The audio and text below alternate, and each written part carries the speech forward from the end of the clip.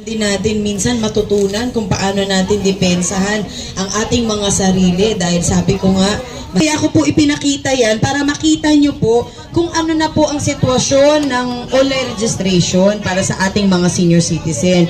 Yan naman po ay patuloy kong ginagawa since last year po. Actually, nag-umpisa po ako sa online registration sa 300,000 pa lang na mga senior. Pero ngayon, gusto ko po ibalita sa inyo na nasa 5 milyon na po ang mga nakarehistro na mga senior citizen. Dahil po yan sa hindi naman imposible, tayo po ay nagkaisa, nagtulungan, nagbigay ng pagmamalasakit at pagmamahal. Kaya naman inabot na po ng 5 milyon. At maraming salamat po dahil itong online registration na programa po ng NCSC o National Commission of Senior Citizen ay para po sa mga senior citizen. Isipin po ninyo, ito po ay ibinigay sa inyo bilang ito po ang magiging tahanan ng ating mga senior citizen. Palakpakan naman po natin ang NCSC at syempre ang ating mahal na Pangulong Bongbong Marcos na nagbabana ng 43 billion pesos para sa mga senior citizen natin, para sa kanilang health insurance. Bawat senior citizen po ay entitled sa 5,000 pesos worth of health insurance na kung saan kayo po ay magkakaroon ng libreng laboratory, libreng check-up, physical and dental check-up, meron po kayong check-up sa mata, sa puso, x-ray at mga gamot. Kaya naman ito po ay hindi naging imposible dahil nagtulungan po at tinulungan po natin ang mahal na presidente para ito naman po ay maibaba natin sa bawat barangay. Masaya po ba kayo?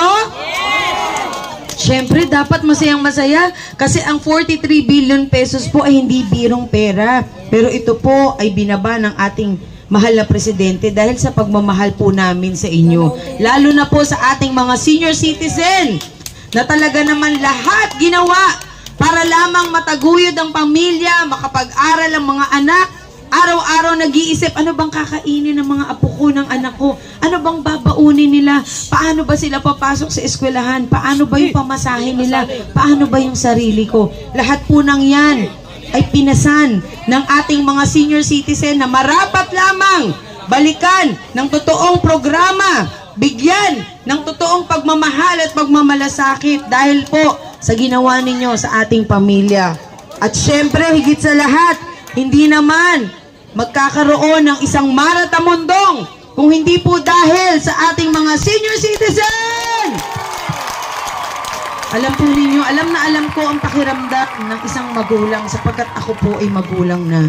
Kaya naman, hindi ko na po siguro kailangan pang sabihin kung ano man ang aking dahilan sa aking pagbaba sa bawat barangay sapagkat bilang isang Pilipino, bilang isang anak, bilang isang nagmamahal sa atin, siguro naman po hindi na kailangan tanungin ng taong gusto talagang tumulong. Hindi na po siguro natin kailangan pang questionin kung bakit bumababa si Mara Tamundong sa bawat barangay. Hindi po ito para sa politika. Ito po ay para sa inyo, sa kabutihan ng lahat ng ating mga kababayan na dapat malaman po ninyo na kapag ang Panginoon ang gumawa ng paraan para tayo ay matulungan, bibigyan niya po tayo ng dahilan, bibigyan niya po tayo ng daan para tayo po ay matulungan. Kaya naman ako nagpapasalamat dahil nung panahon po ng pandemya, tumakbo po ako nung huling halalan. Ito po ang higit na nagbigay sa akin ng dahilan para makita ko po ang katotohanan sa ating katotohanan na ang isang senior citizen ay nagtatrabaho pa sa kabila ng kanyang sakit, sa kabila ng kanyang kahirapan. Ito rin po ang nagbigay sa akin ng dahilan para ibigay ko po ang aking sarili. Ibigay ko ang aking puso dahil sabi ko nga, may mga magulang pa po ako at isa na rin po akong magulang. At syempre bilang isang magulang, alam po natin ang pakiramdam kung paano natin at gaano natin mamahalin ang ating mga anak para lamang sila ay mapabuti. Ganun din po ang gusto kong ipakita sa ating mga senior citizen na ang isang anak po na nagmamahal ng magulang ay gagawin ng lahat para makatulong. Kaya yan po ang ginagawa ko sa ngayon. Alam po ninyo, sinasabi nila, si Mara Tamundong tatakbo lang yan sa politika. Kaya lang yung bumababa kasi nangangampanya yan. Gusto ko lamang sabihin sa inyo, 3 taon na po akong bumababa. 3 taon ko na po ipinaramdam sa ating mga kababayan na hindi po natin kailangan maging isang politiko. Hindi po natin kailangan hintayin na tayo ay makaupo. Kung hindi dapat sa lahat ng oras at panahon, kailangan tayo po ay tumulong sa ating kapwa. Nakita nyo naman, ang hirap ng sitwasyon po natin. Pero kapag may nakita tayong pag-asa, kailangan ibahagi po natin ito sa lahat para naman lahat po tayo magkaroon ng pag-asa sa buhay at makaramdam ng pagmamahal. Di po ba ang tunay na Pilipino ay nagmamahal? Nagmamalasakit? At higit sa lahat, ipaglalaban ang karapatan ng mga Pilipino dito sa ating lugar. Kaya naman isa lang ang sasabihin ko, hindi po ako alien. Ako po, si Mana Tamundong, ipinanganak at lumaki ng San Andres, Bukid, Maynila, na natural lamang mahalin ang ating mga kababayan dito. Kahit pasukan pa nila ng politika ang aking ginagawa, hindi po nila ako masisindak. Dahil ang gusto ko pong mangyari, makita ang kaginhawaan sa ating mga senior citizen, sa ating mga barangay, na matagal na po tayong nagdusa. Umabot na po ako sa edad na 46 years old. Ni minsan, walang bumaba na politiko para tayo itulungan. Ni minsan, walang nagsakripisyo at inilabas ang kanilang pera para tayo ay bigyan.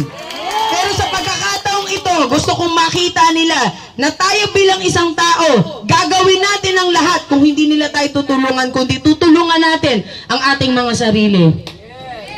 Pasensya na po kayo, hindi po ako galit ha. Siyempre, sa sobrang pagmamahal, kapag ikaw ay naaapi, babangon ka. Kapag ikaw ay nahihirapan, gagawin mo ang lahat. Kasi hindi tayo pwedeng maubos. Kailangan ng mga Pilipino ang siyang higit na makinabang sa kayamanan ng ating bayan.